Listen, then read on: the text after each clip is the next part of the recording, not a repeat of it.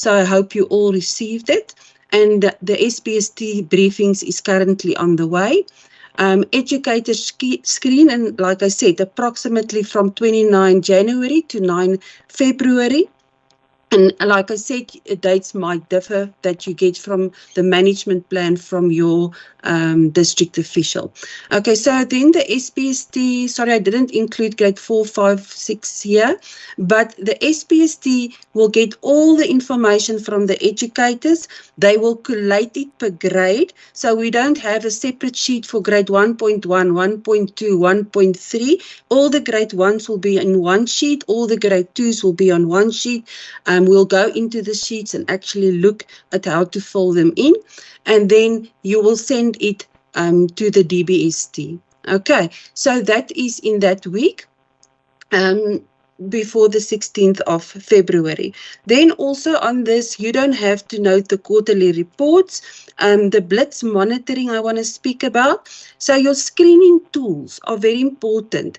We've noted last year, when we did this, the blitz monitoring, we selected a sample of schools, and when they got to the schools filled in the stats form, but they didn't actually fill in the screening, the hard copies of the screening tools. Each child must have a hard copy of the screening tool that you fill in and that you file in the learner's profile, and you can keep record in your SPST file. For example, if they come to visit you and they ask for evidence of your screening, you can just open your file and say, there's all the screening that was done. So you can please make sure that you've got record of your screening, and that for all learners, there's screening tool available. So when the blitz monitoring happens, that you're not found to be not in possession of that. Right, the DBST will also have PLCs for all SPST coordinators. So you must just keep an eye out if there's PLCs and it is pertaining the development of individual support plans, or it says anything about early identification. Please go to the PLCs so that you know what to do. Right, so these are just the dates and the reports, as you can see, that were given to your districts. You don't have to take these dates and use them. This is the dates that your districts must submit to us and the meetings we're going to have. Right, then when you fill in the stats form, it will basically look like this. The number of learners in grade R in the school, the number screened, and the number in need of further screening and support. Very important to note the total number of learners. If it's 150, then the number screened should also be 150 or as close as possible, because if there's 150 learners in the school and you've got to screen all of them, they all must have a screening tool. Right. Then the learners in need that you identify in need of further screening and support, those are the learners we're going to put on the tracking grid. That might be 10 out of the 150 or 20 learners that you identify that's in need of support after the screening process, and then you can place them on the tracking grid, and we are going to track their progress and see if they progress, if they are progressing or regressing. Right, so the columns is basically the same for grade 1, grade 4, grade 6, 5, 6, 7 and 8. So I'm not going to read through all of this. You can, I think you all have the logistics. So you're going to fill in the number of learners in grade 7, the total number screened, it should be the same number, and then the number in need of further screening and support. This is just an example of the Google Stats form. So it will say screened learner stats for grade 7, number of grade 7 learners screened, total number of learners in grade 7 in the school, and number of grade 7 learners in need of further screening and support.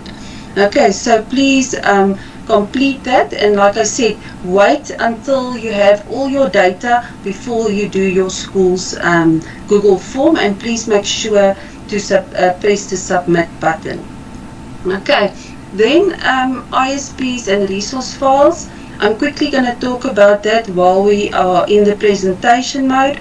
For each learner that is found in need of further screening and support, a SNA 1 page 1 must be completed, not the whole SNA, SNA 1 page 1. And while we are talking about SNA 1 and our SNA 2, all your SNA forms, this is our support forms.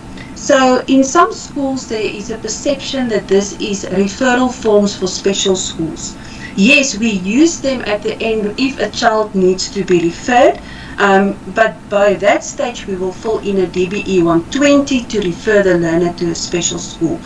The SNA 1 and the SNA 2, in the old days, many years back, there was a GDE 450 support form for each learner. This is similar to that.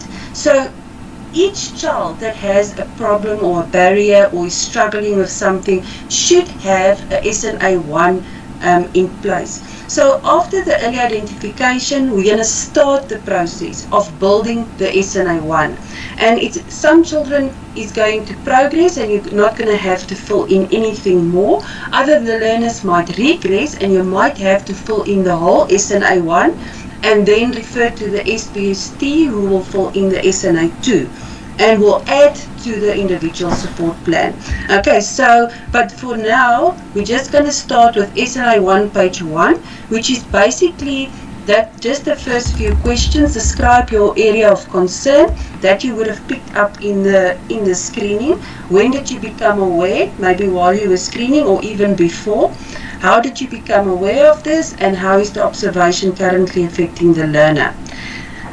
For me, this is the most important part of the form that you must fill in. And specifically our high schools or learners in the grade 4, 5, 6 and 7 and 8, please try to backtrack. Don't start with grade 8. The learner was in grade 1 somewhere, something happened. He either passed or failed, or he was progressed from one grade to another grade. So we need that history, specifically looking at our at-risk learners, our overage learners, our learners on the retention schedules. So please make sure that you complete this as thoroughly as possible. If you don't have the profile from the primary school perhaps, call the parent in. Remember, the parent must be aware that you have said their child is in need of support. So you must notify the parent. The parent is the most important person in this whole program that we're doing. The parent must assist you. The parent must be aware. We don't want parents by October for the first time to find out their child is struggling or their child is failing. Therefore, early identification, telling the parent early, putting the support in place, and maybe helping that child to the point where it's not necessary that he fails or be retained in a specific grade. So very important to backdate the year, the grade, did the child pass or progress, because there's also a difference between the pass or promoted and the progress learners. A learner that's progressed didn't pass a grade.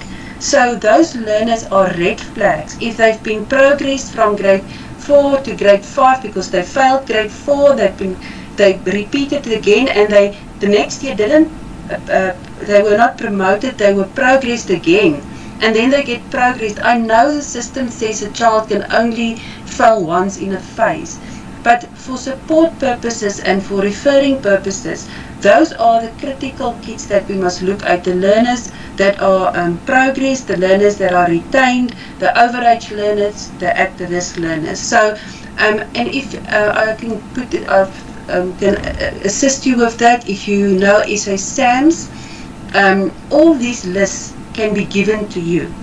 I know most schools already hand them out in the beginning of the year. When you get your class, then you will know who's the at-risk learners. Ask for the overage learners, ask for the learners that is currently repeating the grade, and then go through your profiles. I know we had a profile day. I was in the school for 22 years, so we had a profile day each quarter where we took the profiles, went through the profiles in the beginning of the year, and then in the second term we added, in the third term and in the fourth term we added to that. So please make sure that your learner profile is updated. The history of a child, can tell us a big story and can assist us in eventually getting the best support for the learner. Okay, so that's all you've got to fill in SNA 1, and then you use the SNA 2's individual support plan template. Here is just some examples.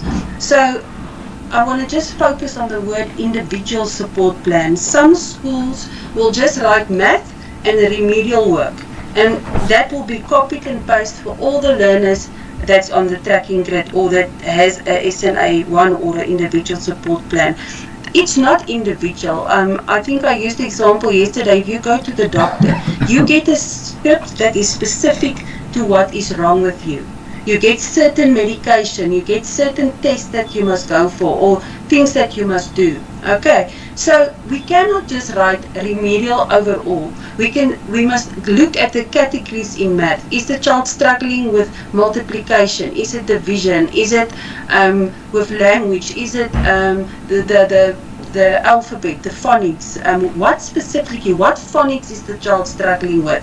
And work out a specific plan for the learner. I know it's a lot to do, but if we are specific and we remediate the child, we're going to have children in our class passing. And I think the most frustrating thing for me when I was teaching is learners that's struggling and continuously struggling. If we can sort out that problem and you mark your books and you mark your tests and the learners are actually starting to progress, you will be a happier teacher. And also limit learners that start joining gangs, becoming bullies, because they fail. And if they fail and fail and fail and they are just promoted, and in their books it's always wrong, it's always 0 or 1 out of 10 or something like that, red crosses everywhere.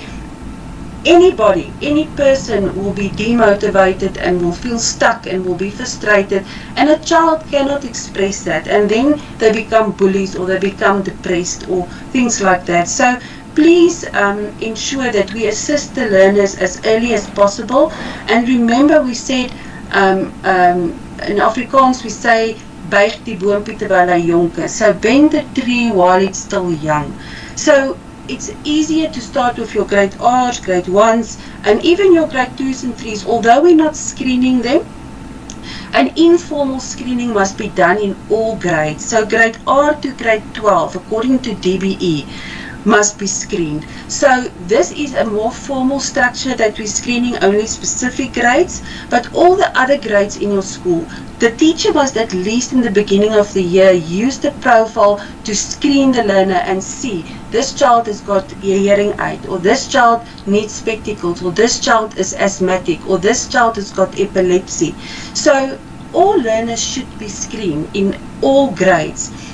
This is just more Gauteng has decided that we're going to focus on specific grades, and especially because we've got to place learners in special schools by the age of 13 turning 40. Now this is not all our special schools. We've got special schools for learners with severe intellectual disabilities. Those learners can go from early on, from school going age, sometimes even younger. In our MID schools, learners with a mild intellectual disability, they start at the age 13 turning 14. Okay, so the identification of these learners are important in the grades where they are still that age.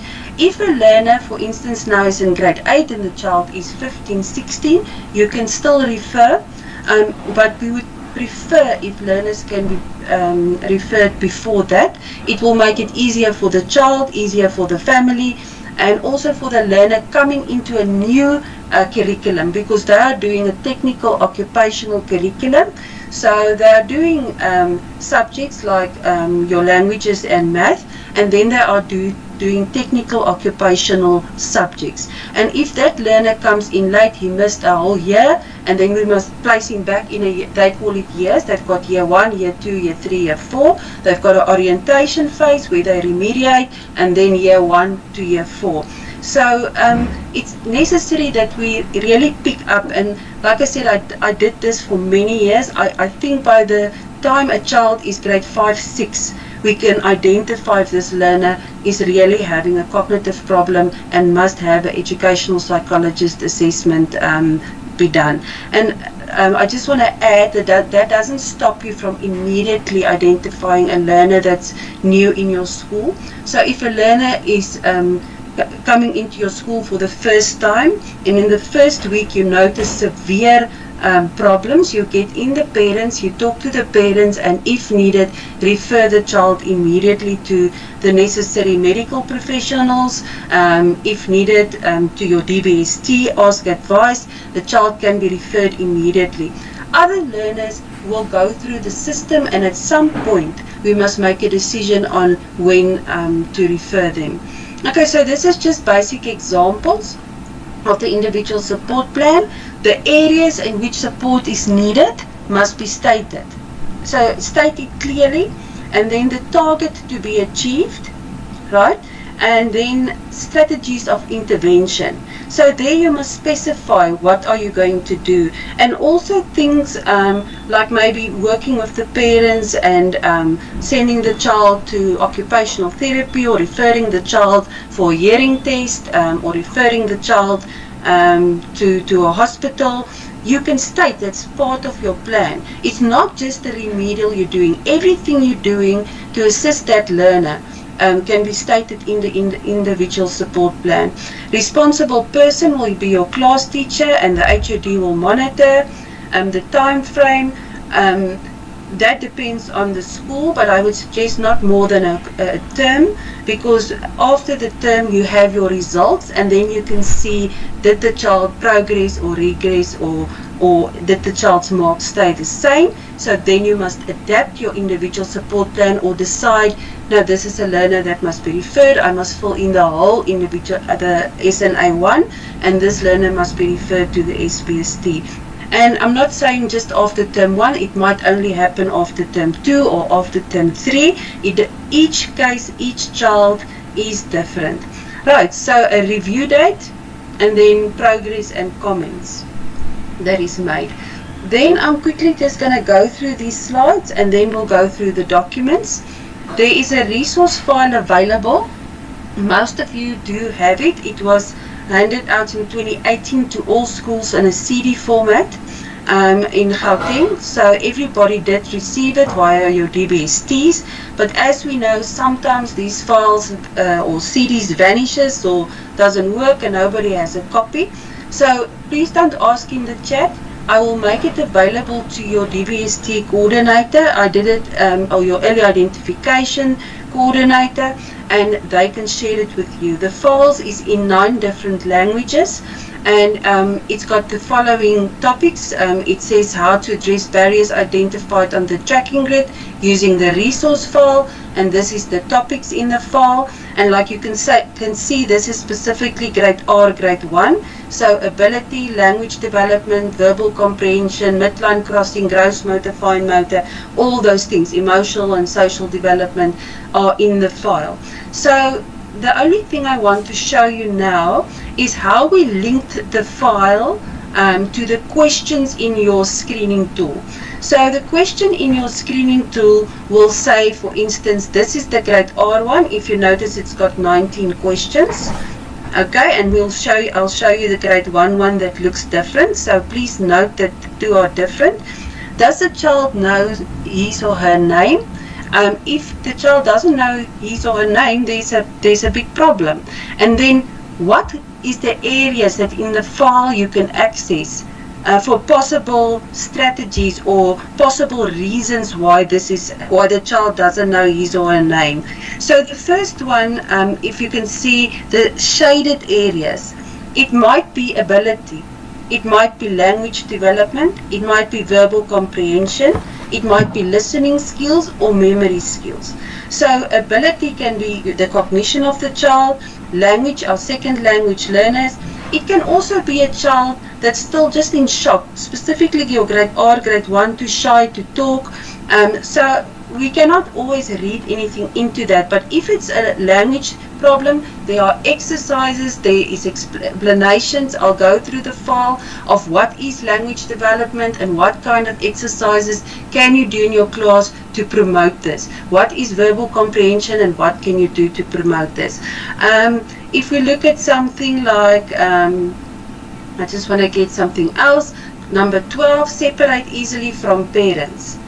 So there it can be ability, and the last one, emotional and social support. So if there is separation anxiety, please look in the file. There is strategies that can assist you.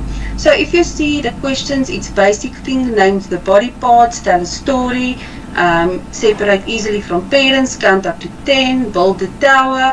So there is some activities that you must actually do with the child to fill in the screening form. And then you will receive this shaded grid to help you if you want to use the resources in the file. So the grade 1 tracking grid, I'm just going to show it to you quickly. It's also got the shaded areas.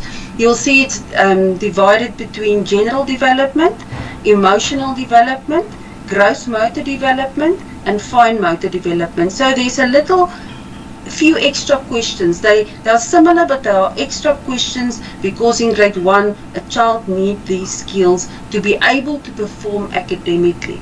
Okay, so although we think this is not the child doesn't need this to be able to do language in my class, a child actually needs all of these things. And if the child cannot do it, we must put a program in place where we can support the child or even the parent and give the parent the exercises and things to go home and say your child is unable to balance, please do X, Y, and Z. Okay, so very important. I think I'm done with this presentation, so I'm going to go over in I'm going to put the mics on, so I'm going to please request everybody not to put your mics and your cameras on, as I'm going to share with you now the forms. Okay. Alright, can I just have an indication? Can you see the forms? The guys with hands up, I'm going to take questions and answers after the meeting. I don't want to interrupt the whole program, so if your hand is up, the register will be posted later. If you want to know something, we'll do the questions afterwards. Can you just tell me if you can see the grade R screening tool? Ma'am? Yes. This is quite urgent. Since the last time you spoke to us and the mics were on, that was the last time we saw any slides. This whole presentation while you were speaking, we couldn't see anything. The whole group. We've been putting up hands, but yeah, since you cannot see our chats and there's no one monitoring with you. Okay. Do you want me to just go back to this? I'll go back to the slides quickly. I'm sorry about that. It didn't happen any of the other days, so I'm really, really sorry about that. The moment you go back, it disappears, ma'am. Okay. Alright, so basically, can you see it now? Sorry, ma'am. Possible for you to send us the slides, because we've heard you, and if we see it, we will be able to put the two together. Okay, you will receive information from your DBST, so I'm not going to share all of this, but I will share it with you. Okay, so I'm not going to speak about everything. This is the SNA1 that I was talking about. This is the areas of concern you're going to fill in. This is the background history that you're going to fill in of the learner. That's very important. Like I said, backdate to grade 1. This is the individual support plan from the SNA2 that you will fill in. It will not be all of it, but it will be, you will fill in what you can. When the child is then referred to the SPST, they can add some strategies, etc. And then the resource files, you see if the mics are on, this is happening, then you just mute the mics. This is why the mics, I'm so sorry. We just mute the mics. And then, okay, I'm still on. This is the resource files heading, and this is the topics. Okay, but I'm going to go into all of this again. So you didn't really miss anything. We're going to go through all of this again. This is the grid with the shaded areas that is linking to the topics in the file. So you'll see ability, language development. On top, all the headings are there. And down the side is the questions that's on your tracking grid. And there you can use the shaded blocks. And there's activities that you can use for your individual support plan. Okay. So then this is the grade 1 screening tool. As you can see, it's different from the grade R screening tool. There's general development, emotional development, gross motor development, and fine motor development. Right, so can everybody please mute their mics? I think we are almost 600 people, so please keep your mics muted. Okay, so I'm going to share my screen now.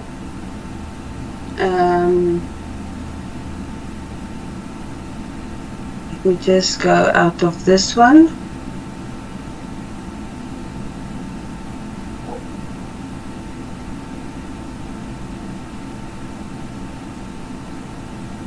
Alright, okay, so we're going to first look at the grade R tool. Can everybody see it?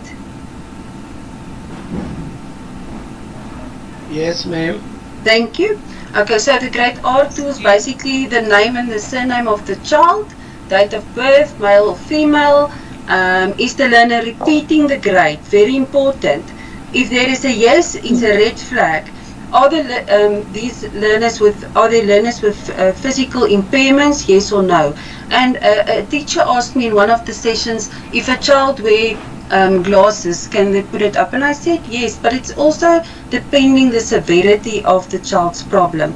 But if a child is wearing spectacles and you said yes, and during it's not necessary to refer the learner, but to watch the learner. Some of them, they wear it one day and the other day not, and if the child's really struggling to see, he needs to wear them constantly. So this is for us to know this child has got a visual problem, he needs glasses, and we must be alert to that when we are teaching the child. So we can mark it on the list, but we are looking for huge, if there's major physical impairments. Then the language of teaching and learning and the home language is important because they are not always the same. For our second language learners, we know that there might be language barriers and things like that, and we must have programs in our schools in place to cater for that. So if learners come into grade 1 and their home language is Xhosa or Sotho or something like that, and they need assistance with the English when they come to grade R or grade 1. We need to be aware of this. Right, so this is your basic questions. Now you saw her name, understand and respond to instructions, speak clearly, play well with others, visit the toilet independently, count to 10. I'm not going to read all, build a tower. This is very easy questions. And now the question was asked to me, how many of them should a child have wrong to be on the tracking grid? There is no set amount of questions. You must use your experience as a teacher, and if you are not sure, sit together as a grade or go to your HOD and ask if this child must be on the tracking grid. So sometimes it can just be that the child, there was a few things wrong, but the child doesn't need to be on the tracking grid. But if a child doesn't know his name, doesn't know his age, cannot speak for himself, is crying the whole day, I think that child needs to be on the tracking grid. So I think use your own judgment as a teacher, and if you have only started teaching now, use the experience of your colleagues to say, okay, this child, I've noticed the following, should I put him on the tracking grid? And also get guidance from your DBST and ISS and SES officials from the district. Okay, so I'm just quickly going to go through the screening tools, the grade 1 screening tool. If it's not visible, shout. If it's visible, we can just go ahead. So yeah, it's the same on top. And then general development with the questions, emotional development and the questions, gross motor development and the questions, and fine motor and the questions. Okay, so and this, like I said, relates to the blocks I showed you with the shaded area and to the resource file where you can find support. All right, then the grade 4 to 8 tool. Okay, so this is a very easy one. Number of years in the phase, number of years in the grade. And very important to note that if a child is more years in the phase than he should be, if a child is more years in the grade than he should be, if he's repeating the grade for the second time, it should send up red flags. And then if we look at the questions, it will guide you actually through the profile of the learner. Looking back, is the learner older than his age cohort? Now the age cohort, basically I've taken if a child turns 7 in grade 1, and this is not clear cut, so it can differ from child to child. Some learners go to school when they are 5 turning 6, which the teachers complain about, but it does happen. And some learners when they are 7 turning 8, and we even had cases where a child's 10 for the first time in grade 1. So, but if we're looking holistically just at age cohort, a child that's in grade 4 should have been born in 2014. A child in grade 5 should have been born in 2013. So if the child is a different year, then you must see if the child is underage or overaged, and overaged by how many years. And then you can go and check what happened in the previous year. Was the child enrolled early, or did the child fail any grades, or what happened in the history of the learner. Has the question number 2, has the learner repeated the grade previously? Is the learner repeating the current grade? If yes, please indicate which grades. Has the learner been progressed in any of the previous grades? And that one is a big red flag for me. And I want to tell you why. I had a learner that was referred to us. The child failed grade 1, repeated grade 1 and didn't pass. It was progress to grade 2, progress to grade 3, which is fine according to the policy. But there was no support in place. The child was then progress to grade 4, failed grade 4 and progress to grade 5, and only then was the learner referred for assessment for a special school. If that learner could have accessed support in grade 1 and grade 2, it might have not come to the point where the learner had to go to a special school. So learners that's been progressed is big red flags in my eyes, and we must keep an eye out. It means they didn't pass, they actually still failed the grade and was just progress in the phase. So very, very important to look at the child's history. Like I said, that slide with the year the child was born in, the grade that he was in, very important to go back and look at the history of the child. Okay, so for grade 4, 5, 6 and 7, this is basically the form. Is the learner presenting with any scholastic challenges, and are there any challenges impacting on the learner's scholastic performance? That might be other things like social problems or emotional problems or behavioral problems or something like that. Okay, so then the tracking grids. I did put all the tracking grids on one spreadsheet. So teachers, please, I don't know how your district is going to send it out for you, but please make sure to fill in the correct tool. There is a tracking grid for grade R, tracking grid for grade 1. Just give me 1 second. And the tracking grid, you'll see there's grade R, grade 1, grade 4, grade 5. So we'll be going through them and I'll show you the differences between them. Alright, I just want to mute mics.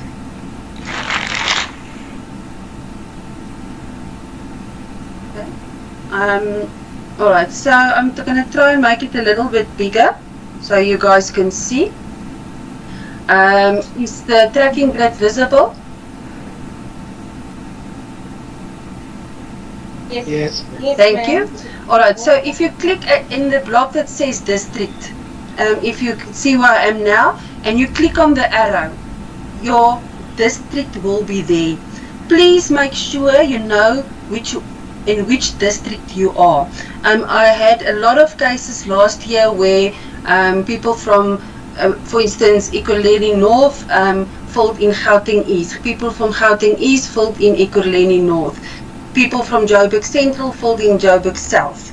Okay, so please make sure your specific district. I think we've got Gauteng North and Gauteng West here today. So, and the Tshwane group, please make sure which group you're in, and then just choose the correct district, and then look for your school in the list. It is alphabetical, and it's only public ordinary schools. Please note, it's just public ordinary schools, and you select a name. Reason for that is when we work in Excel, we want to work with the data. We want to be able to filter data. We want to access all the things the program can do to assist us in identifying learners in need.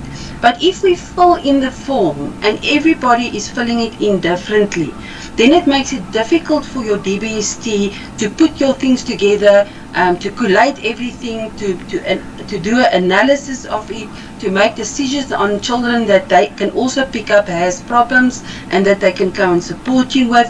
But if you fill in everything thoroughly, then it makes it easier for them to assist you. Please note not to merge any cells. Don't skip lines. Don't put a class for class and then leave one line open and then start a new class. Just put all the grade R's name, surname on one list for grade R of the whole school. So the educator in the class will fill in her things. Then the SPST coordinator will put everything together for grade R on one list. For grade 1, there is a separate list. For grade 4, a separate list, and so forth up to grade 8. Okay, so name and surname, again, use SA SAMs, export the names into Excel and copy and paste them. We don't want to create a lot of work, so if you can copy and paste it, it's very easy. Date of birth, the format, and this is where we can really put in filters in Excel that we can sort and see which learners are too old for the grade or which learners are too young for the grade, which is very useful information for your DBST. If we use the same format, which is year, /month, /day, okay, then when we want to filter and look how many children in 2013, how many children in 2014, then we can put in a filter and we can look at the dates and the history of the ages of the learners, how many of which age category are they in your class. Okay, so please fill it in thoroughly. Don't use points or dashes. It is year /month /02, and the reason why we are particular is because we need them to work with the data, analyze it, and see where the support is needed. Then in the red column, I'm going to thoroughly go through this one, and then we're going to quickly go through the other grids. This should be yes for all, so you again can just click on the arrow. It should be yes for all. All learners on the tracking grid are those in need of support. In the past, we had where you had to put all the learners on the list. You are not putting all the learners on the list, and I know I'm going to answer this question 10 times at the end of the session like yesterday. It's only the learners in need of support that is going to be on the tracking grid. Okay, and it might also change. It might be that you thought the child had a huge barrier, and by term 2, this child is passing with flying colors. Term 3, this child is getting 6s and 7s, and we can actually remove the child from the grid. Okay, it might also be that you notice a child in term 2 that you didn't notice now that you want to add to the grid. Okay, and we can then put in the support.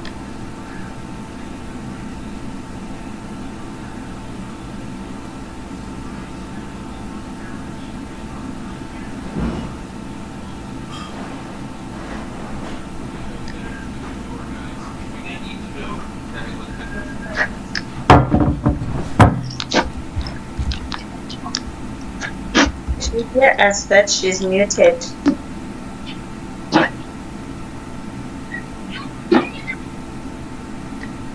Sorry, I was muted. How long was I muted for? Somebody muted me. Okay, I'm just going to continue. Please don't mute me. I was muted yesterday all the time, and then nobody can hear me. So we are going to track the learners. Term 1, Term 2, you'll get the dates when you must have your tracking grids at your district office. For the grade R's, it's going to be home language and math. And for grade 1, it will be home language, math, and first additional language. And we're going to use the levels that the child receives. Now, I do understand a child might have a gross motor problem or a fine motor problem or a social problem or an emotional problem. But at the end of the day, if the support is in place and the child is coping emotionally, he should be able to function academically. And the marks should then he should do better in his academical work. So there must be progress. If there's no progress, then we must go to column Q, where we actually fill in the SNA1, the full SNA1, and put more strategies in place to support the learner. So remember, for the early identification, we just kick off with SNA1 page 1 and an ISP. But if throughout the year you feel this child is really not coping, and this can be, like I said, for some children in the first week or the first month.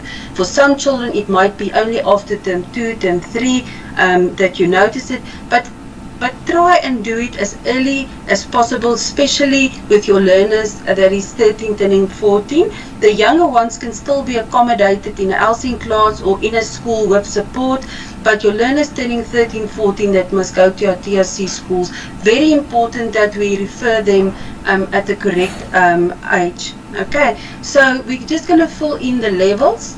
So the educator will then see this child is not coping, and will fill in the full SNA1 and refer the child to the SPST.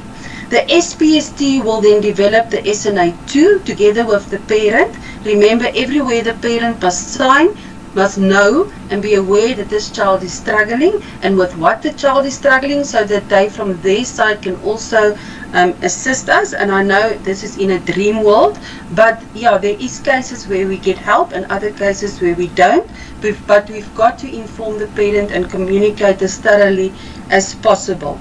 Then, like I said, it will go to the SNA2 will be done and the ISP, and if that strategies does not work and everything was implemented, the SPST sat together, they gave the teachers some more strategies, and they talked to the parents, and they referred the learner perhaps for eye test and an ear test, and nothing is working. Then you refer via DBE 120 in the green column. That is actually your referral form, where the parent signs that the support documents can be referred to the DBST. Okay, so the DBE 120 is the form that the parent signs giving permission that their child's documents can be sent to the district-based support team. Then when it gets to the district-based support team in the pink column, it can either be one of two things. So either they can have more strategies put in place. They do not have to place the child. This is not for placement in special schools. Remember, we are trying to support learners to stay in mainstream schools. Okay, so they might come back and say, but this child needs accommodations. And maybe they can make use of a resource center to support the school. So we've got special schools, and then we've got some special schools that cater as resource centers. And our resource centers are there. They get extra funding. They've got occupational therapists, speech therapists, etc. And they are there then to support the schools. If it is sometimes with teacher development, sometimes they have sessions on ADHD, or they have on language development, or different teacher developmental sessions that you can go to. Also, they do, I know some of them do audiology, they do testing of the ears, of the eyes, not all of them, but some do. So you can really, your DBST, they will know what is in the area, and they will then be able to assist in the SNA3 to decide what support are they going to put in place for this learner. Then, if they did the cognitive assessment, and this is your learners that must go to special schools, a child with a cognitive problem. So they did an IQ test, and this learner cognitively, as well as looking holistically at all the other scholastic holistic assessments and everything that was done needs to be placed in a special class, a full service school, or a special school. Okay, then the documentation, all the documentation that you've sent up, the SNA1, the SNA2, the DBE 120, your ISP, the SNA3 from the district, all the medical reports, all the psychological reports, everything comes to head office and a team sits together to make a recommendation for a child going to a special school. So we cannot just place learners in special schools. This comes out of a history where a child was found in a SID school with a normal IQ. The child maybe was physically disabled, but not cognitively disabled. And the child was in a school where the curriculum offering was for learners that is severe intellectually disabled. So we were really neglecting that child. There are schools where children has physical disabilities, but not cognitive disabilities. So they use text to speech and speech to text and different methods to support these learners, but some of them actually do their matric and go to varsity, although they are physically disabled. And we should be able to assist the learner in our mainstream schools as well, as far as we can. Sorry, I just want to mute everybody. Okay, so the grade 1 tool, I'm going to be very quick. There's just one extra column, so the same, you'll fill in the district, you'll fill in the school, name, surname, date of birth, year, month, date, and then either one of the two columns, not both. All the learners that are repeating the grade is in the first grade column. So you can just say yes if the learner is repeating a grade. Okay, so if the learner is on the retention schedule, he's currently repeating grade, he's in grade 1 and he's repeating grade 1, you will say yes. If it's a learner that is newly identified, meaning this learner was never in school and you've identified him now, then you will put yes in the second column.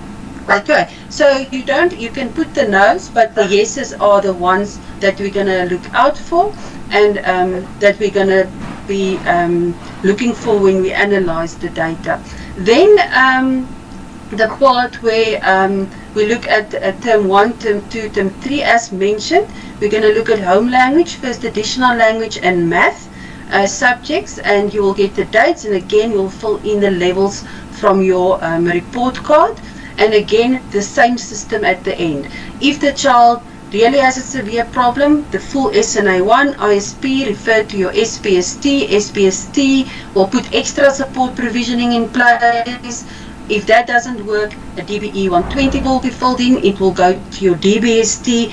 Maybe they will send back an SNA3 with additional support or things that they can assist you with, or they will recommend that the child goes to a special school. Right, then there's grade 4. Exactly the same. You can choose your school, choose your name, surname, date of birth, numbers of years in the phase. Only use numbers, don't type the letter 1. When we work in Excel, please use number format. So you will see it doesn't allow me to type. It will do this. So you can only type a number. Okay, how many years in the phase, how many years in the grade. It just makes it easier when working with data that everything is in the same format. And these are just the yes and the no's of the questions that you did in the screening tool. And remember what I said, we cannot just have screening tools for the learners that's on the grid. All learners are screened, and then the learners that is identified in need of support will be placed on the tracking grid, and you will put their answers on this tracking grid so your DBST can analyze it and then start supporting you as a school. It might be that as a school there is a big language problem or a big problem with something in math, and then they can access even the curriculum officials from the DBST at the district-based support team to assist the school with certain problems if identified correctly. Then SNA1 page 1, it must be a yes. And then the first time you send it in, you won't have results to fill in. And here it's also different from the grade R and grade 1. So for grade 4 to 8, 4, 5, 6, 7 and 8, we are just going to put ready to progress or not ready to progress. So if you look at the line from the start, number of years in the phase, number of years in the grade, is the child older than his age cohort, is he repeating the grade, and then you come to term 1, and this child, he was older than the grade, he's repeating the grade, and he was progressed the previous year, and term 1 is not ready to progress. Big red flags. This learner must be referred to the DBST. Second term, not ready to progress. You cannot ask. I was once with a teacher, and the child was on the tracking grid, on the retention schedule, on the at-risk list, on the overage list, and on the tracking grid, for the first 2 terms, it was not ready to progress. And the teacher said, should I fill in the SNA 1 or the SNA forms, the referral forms? Guys, we cannot. By that stage, you should have had all the SNAs in place for support for the learner in the first place. And at that stage, the learner should have been referred by the DBE 120 a long time ago.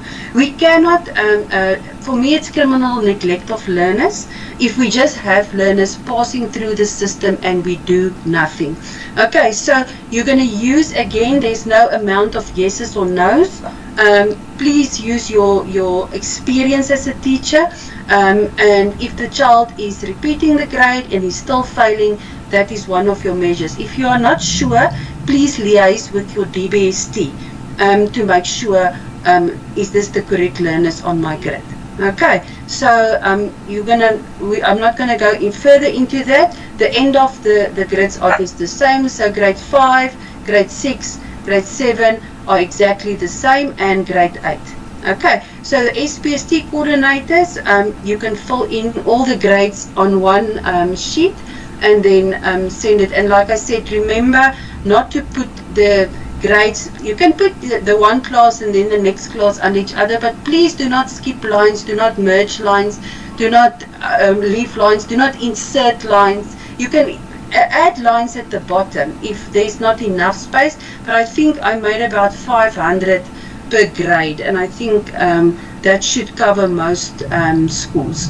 Okay, so use the sheet as you get it. Then the last thing I want to access is just the resource files. So I'm just going to ask you, can you see my screen? Yes, we can. Okay, so it's in English and Tsonga, then in Xhosa, Zulu, Pedi, Sesotho, Tshivenda, Afrikaans, Ndebele, and Setswana. Okay, so the files are in all of these languages are available for grade R and 1.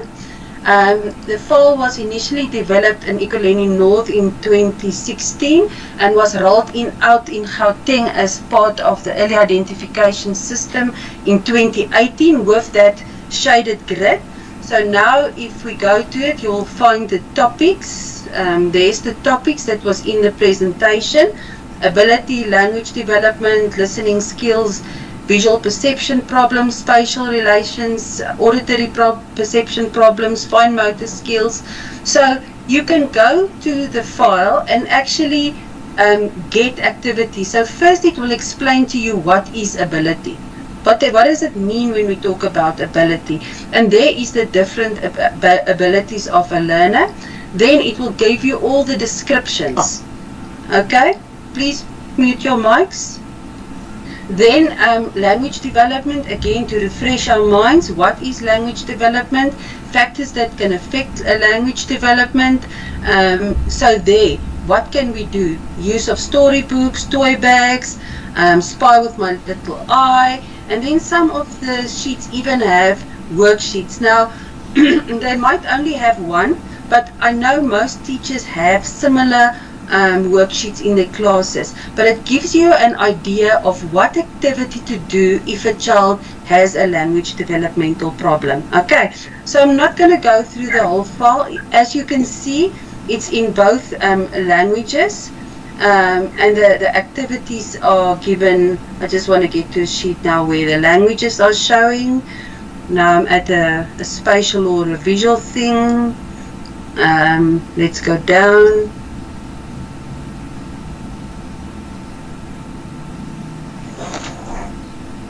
Yeah, is one that's in a different language. Okay, so then you can, child has to pick the one that is not the same. I think that's for visual, spatial task that they have to do. Okay, so I'm not going to go through the whole file. As you can see, it's a very huge file. It's got hundreds and hundreds of pages.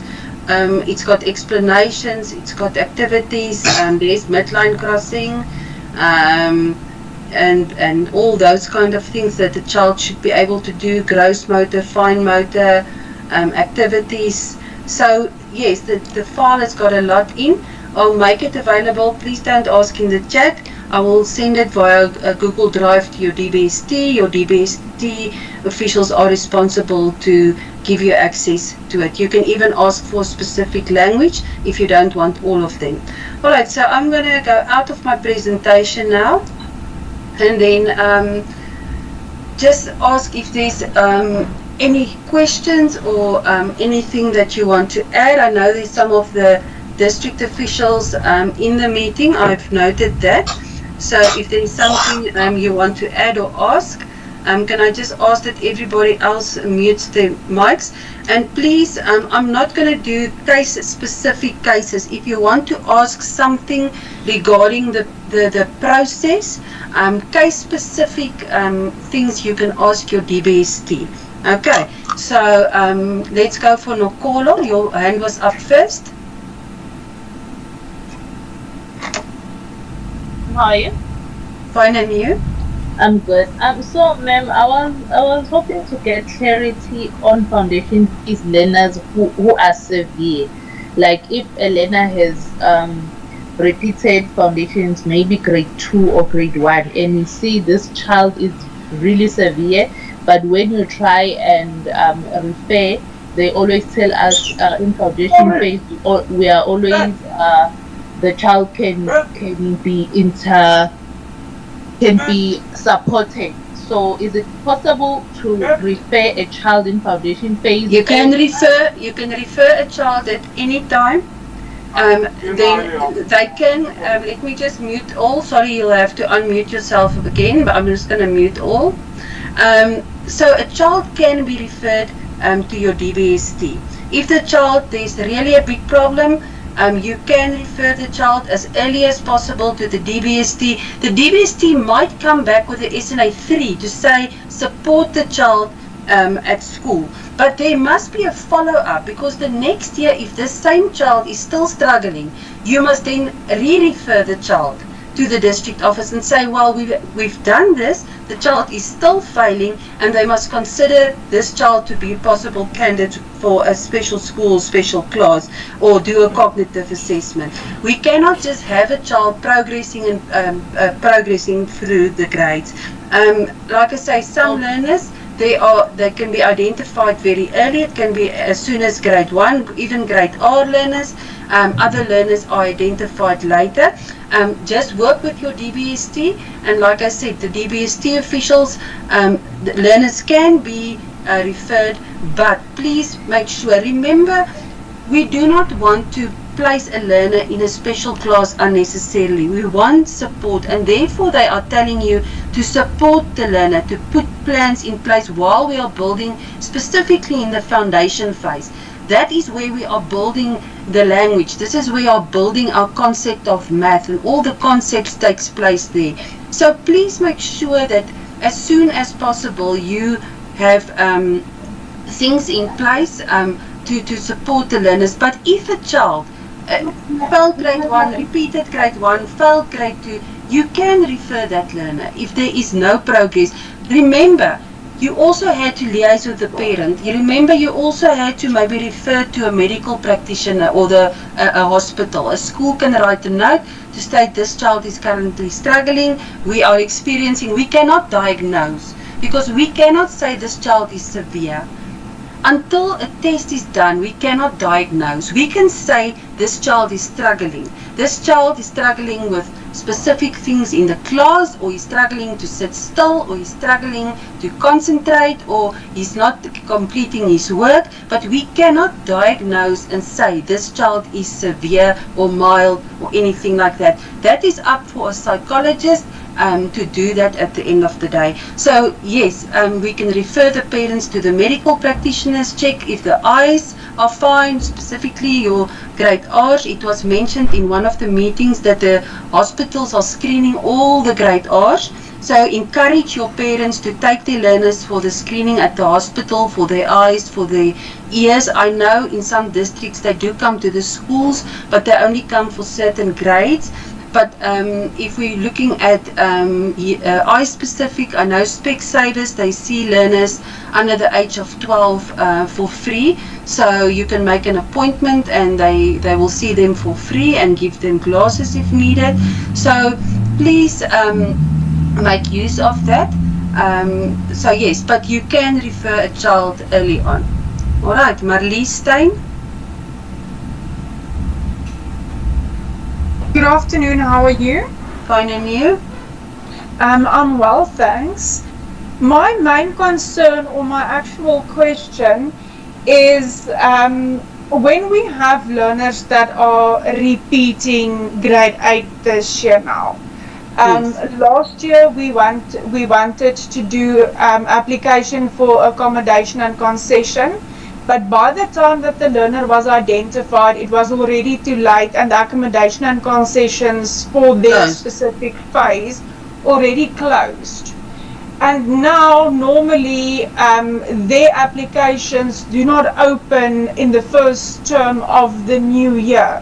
So how do we go about supporting these learners if their applications are only opening later on during the year?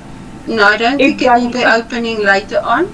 I think the accommodations, I know the district officials can maybe come in here, but according to me, if a child needs accommodation, it comes through as a referral when needed.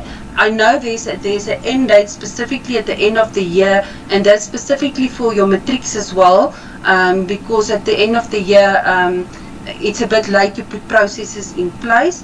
But if it's a grade 8 and you identify the child in the beginning of the year, you refer in the beginning of the year and get the accommodation as early as possible. Because this is something that we did do last year, but we only got the application approved at the end of term 2. Then half of the year has already passed. Okay, so I hope the district officials are listening, and it is something that I will note when we are meeting with all the DBSTs in not this week, the next week.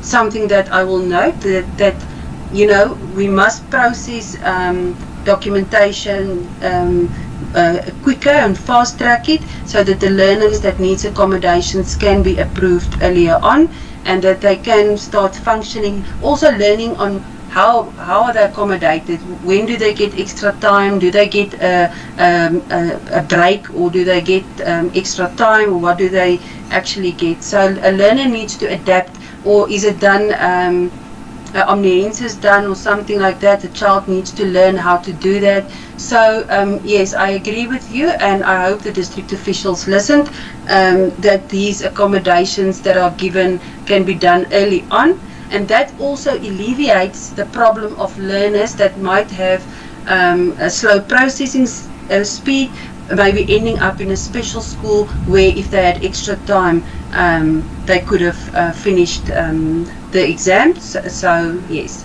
Jenny, your hand was up. Jenny from Gauteng. Can you hear me? Hi Jenny. Hi Ina, thank you so much. Thanks for availing yourself for the meeting. It's a pleasure. Thank you so much for your presentation. Ina, sorry, I was kicked out of the meeting, so I just want to just add something to the comment on the accommodations. Is that please, schools must please be reminded that we work on the PBAC dates and PBAC submissions, and that we are only doing grade 12s now. Grade 12s will be submitted in February. Then the grade 10s and 11s, and then the grade R to 9s, the processes will only be concluded by May, June, unless PBAC gives us permission and, or agree that they will look at other grades earlier. But I doubt it, because our numbers are very vast with our grade 12s and then 10s and 11s.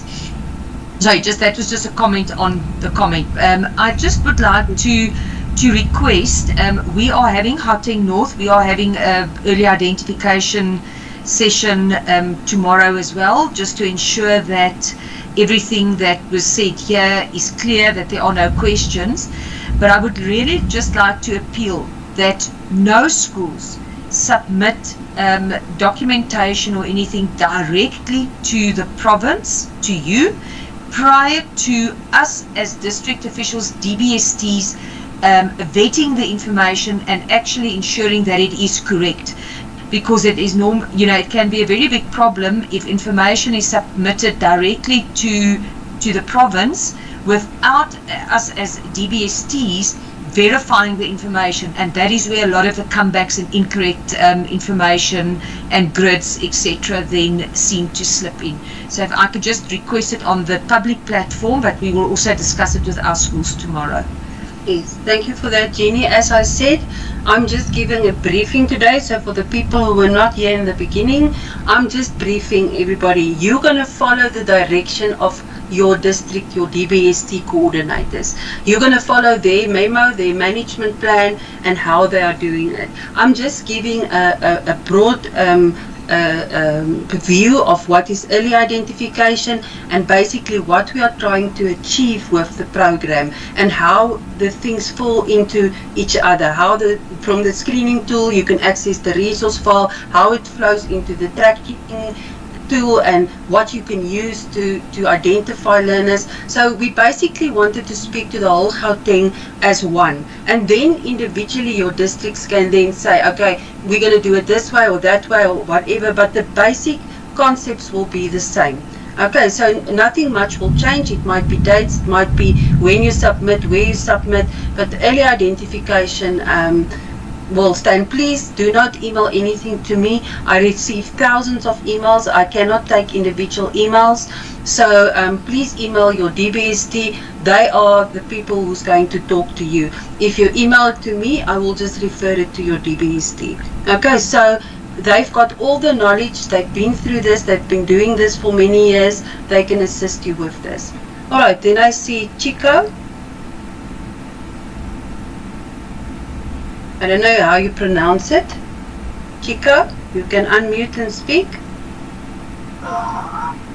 Okay, can you hear me now? Yes. Yes, because of there's something that I'm concerned with. You see, last year we had a situation where we referred learners to the hospital, and some of the psychologists actually returned the learners with a letter. I'm not sure about the memo number, that it's dated back to 2017, actually stating that the Department of Health is never involved in some of the things that have to do with the Department of Education. So I wanted to actually find clarity there, because of earlier on I heard you saying that some of the learners can return to hospitals, clinics. No, you can refer to hospitals. There is a DBE 126 form that you can specifically give to a parent to go to a public hospital. Please just write a referral note with, and if they send you back, I think take it further and see if you can, or maybe access another hospital. But parents are allowed, it's public hospitals, so they are allowed to bring the learners, and if you have a referral note from the school stating that the child is struggling with this or that, they should assess the child and see if they can assist the child. So if a hospital is saying it, maybe there was something wrong or misunderstanding or miscommunication, but your public hospital should be able to assist the learners. Alright, so if a case is sent back, then just make sure you follow up on that case. Okay, I wonder if I can have your email, because there's this memo dated back to 2017 that we received. Because of last year, I managed to go as far, even over the holidays, I did go as far as assisting some of the parents, but unfortunately without success. That some of the things were rejected, so we kind of had a problem with that in Tshwane North District. I wonder if you can contact them, because of some of the things I submitted there, and we kind of had a problem going forward because of Okay, some to of who the did, things that to who did you submit? To the hospital or to your district office? I did submit to the district office. There's this email, not sorry, email. There's this memo. That's why I'm asking for your email, because of tomorrow. I want to show you the memo. At the back of the memo, you are stating that the Department of Health cannot intervene in some of the issues. And then at the back, they only gave the details for all of the districts. There's this memo, I'm not sure what the number, but it's a 2017 memo. So that is something that you can discuss with your DBST, and you can get clarity on the memo. I'm not aware of the memo. In certain cases, yes, hospitals cannot intervene or make decisions, but it is their responsibility if a child is referred, if the child has got a severe problem, it is their responsibility to assist, and if they don't find anything wrong with the child, then they must state it on the DBE 126. That is a legal document that they can fill in, and you can add it to your SNA forms. Right, Rita Bile.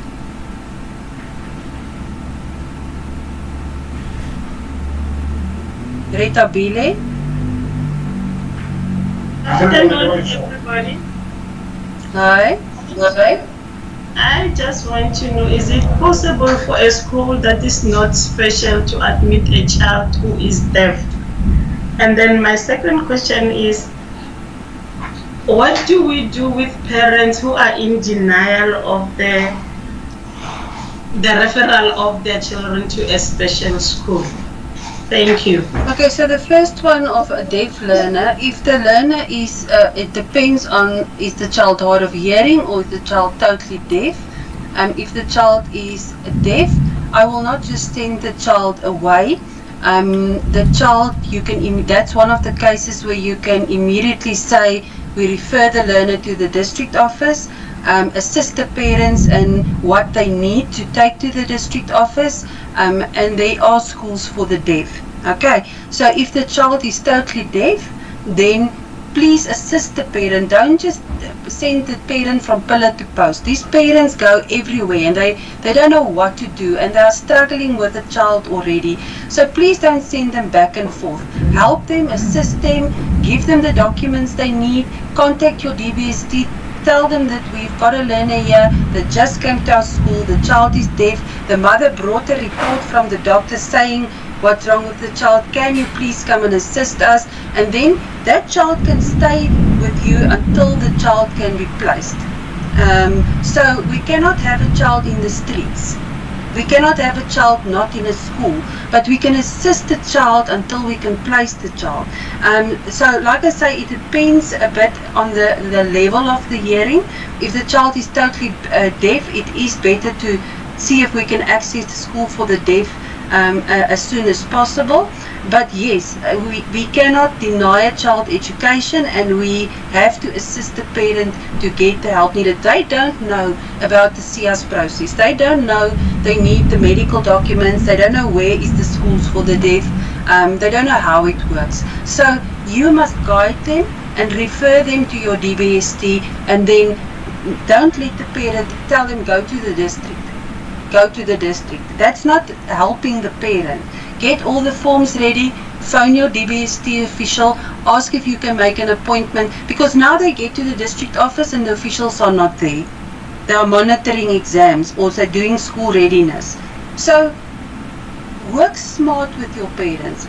Be in contact with your SESs and your DCSs at your district by supporting in the ISS unit. So rather give them the contact number, let them make an appointment where they can assess this learner, and then see if they can place the learner in the school of the deaf. Your second question was parents in denial. There's not a lot we can do except communicate, and also show parents that if a child is really struggling, that it will benefit the learner to go to a TOC school. So some of the parents are very confused when we say special school. So we get schools for severe intellectually disabled learners where they do the DCAPS curriculum, which goes from grade R to grade 5. And then we get the MID schools, which are having the TOC, the Technical Occupational Curriculum. And in these schools, the learners are doing math, they are doing languages, they are doing subjects, they are doing hospitality and things like that. So some of the parents has got a misconception that if you go to a special school, the child is going to sit there and do nothing. So what I used to do, I did this for 22 years. I would say to the parents, look, this is the special school, and they will tell me, I don't want to have my child there. And I said, have you ever seen the school? And I said to them, take your child one day and go visit the school. Make an appointment and go visit the school. They will come back smiling, saying, oh, that school is so fantastic. So we must advocate for our special schools and show the parents what they are doing.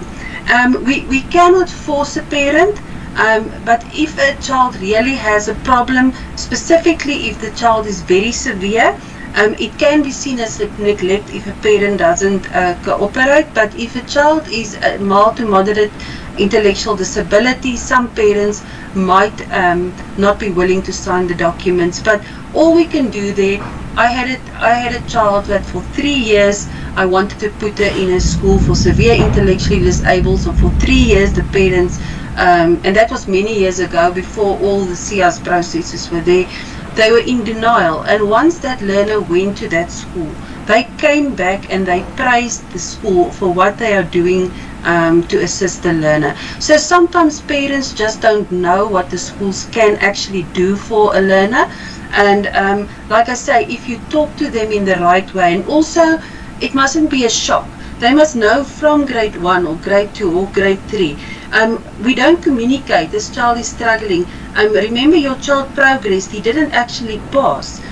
So he's going to struggle in the next grade. And if he keeps on struggling, it might be that he must go. So if we wait until grade 5, grade 6 or even grade 7 and now tell a parent your child must go to a special school, then it's a huge shock to them. And they don't want to do it. And like I say, some parents can deny it. I had another parent, it was a school that I was at, parent also didn't want to take the child, and I went to the district office, I worked there, and in the middle of the year this child walks in, and I said, but I have assessed you when I was still at the school, I did the scholastic, and then I referred the documents to the DBST and everything, and the parent said, you know what, you did do it, but we didn't want to send it to that school. So they placed her in a normal high school, and then she started failing, and then they realized they made a mistake. They are also just human. They are just parents with children, and they want the best for their kids, and then we assisted them. We took all the documentation from the past, we redid the evaluations, and we placed the learner in a special school. So yes, parents, talk to them, explain to them, send them to the schools, show them the different things that you've got available, and try and reach them somehow. Then I've got Retabile. I don't know if you've already spoken, Retabile and Chico. Retabile? Is that a legacy hand? Yes, I was the one who was asking those two questions. Thank you very much. You can lower your hand, Chico. You can also lower your hand. Anybody else with a question?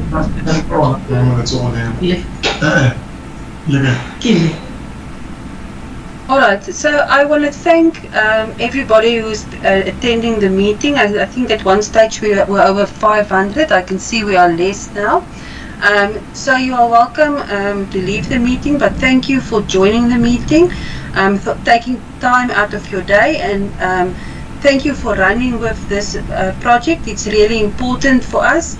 Like I say, our main goal is to assist learners, to rectify the problem so that we do not have problematic kids, so that we do not have learners ending up in special schools. So yes, I want to thank you for that, and then just be a reminder to fill in the register. I just want to see if there's anything in the chat box. If there's any questions that I can answer, I will repost the register. I need assistance. completed all the documents, DBST, help with the parent. So if you work with your DBST, so you did send in the documents to the DBST. Now this means you must follow up.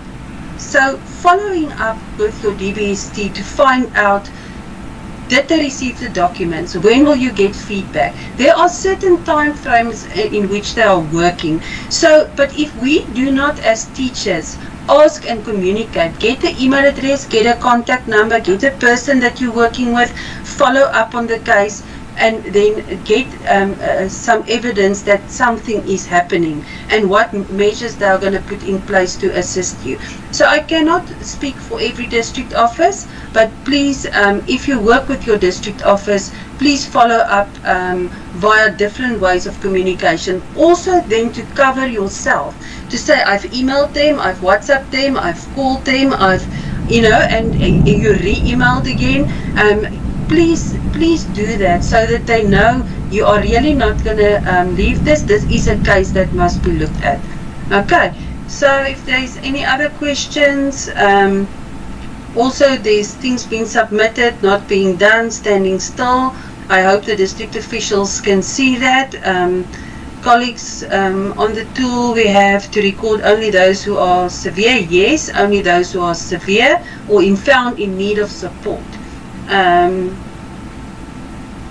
Let me just see if there's any other questions. I did give the attendance register, so I think there is one hand.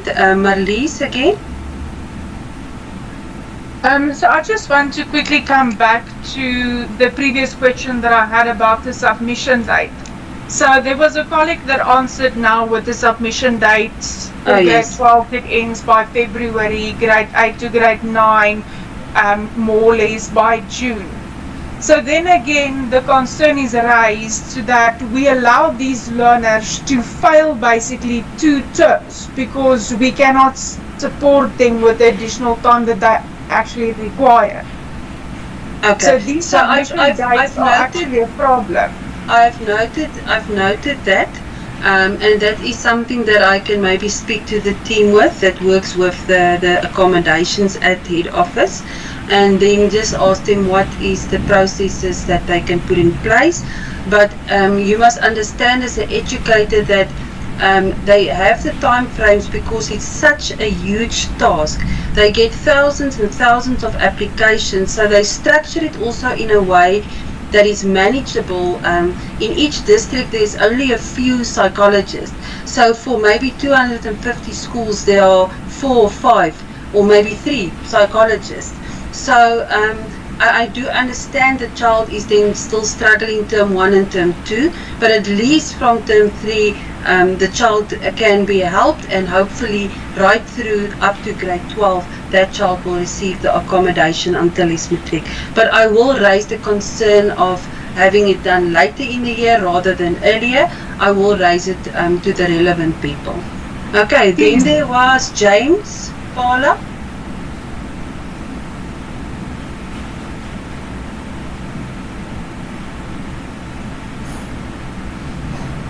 James?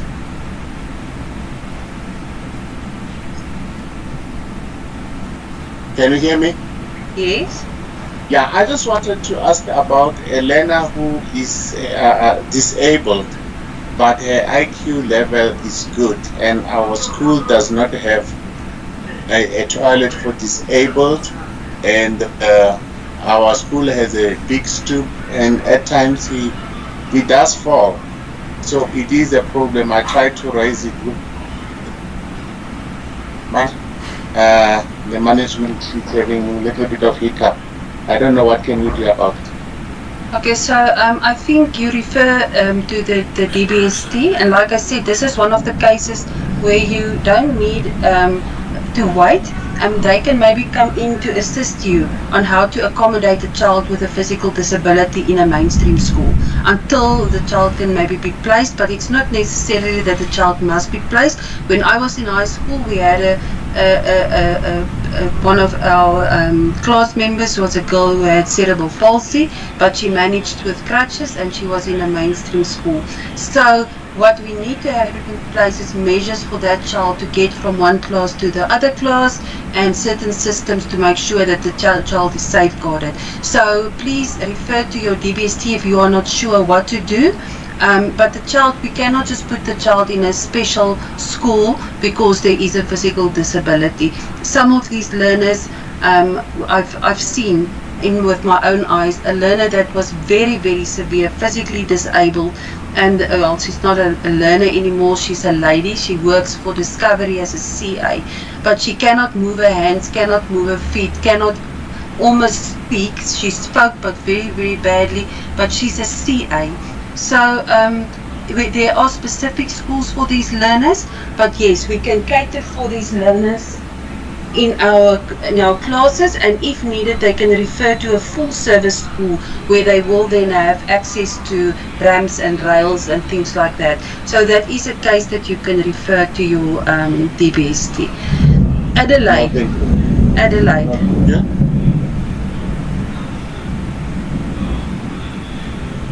Adelaide, are you still here?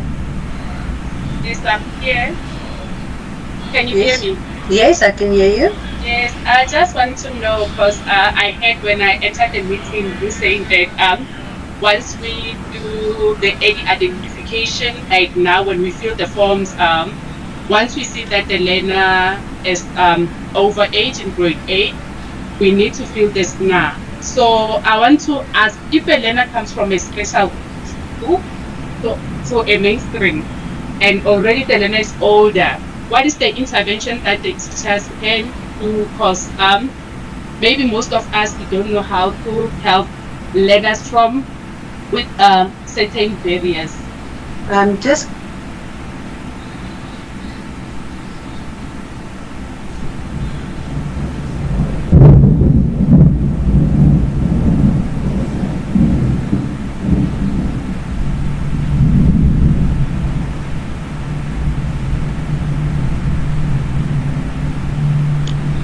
Alright, ma'am, I didn't get that question, but I've got an emergency at the moment. So I think all the relevant questions, when you have your meeting with your DBST, you can raise your questions with your DBST. So I'm going to officially now close the meeting. And yes, please raise the questions with your relevant DBSTs. Make sure to fill in the register. Sorry.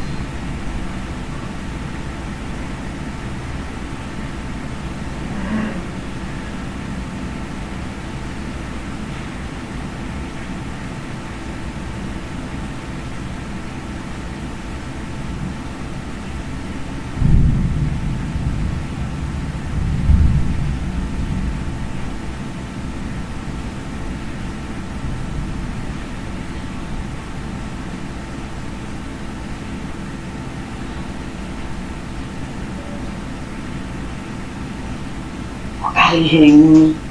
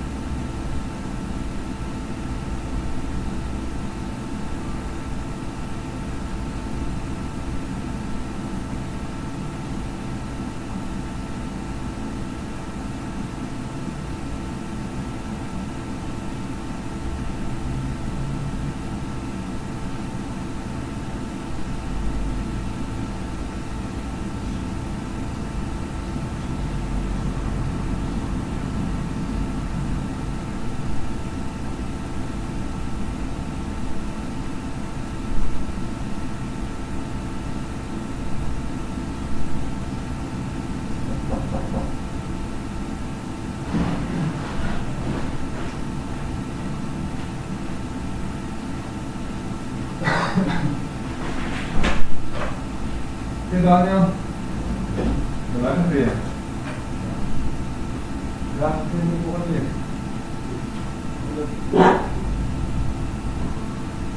Even Daniel, man.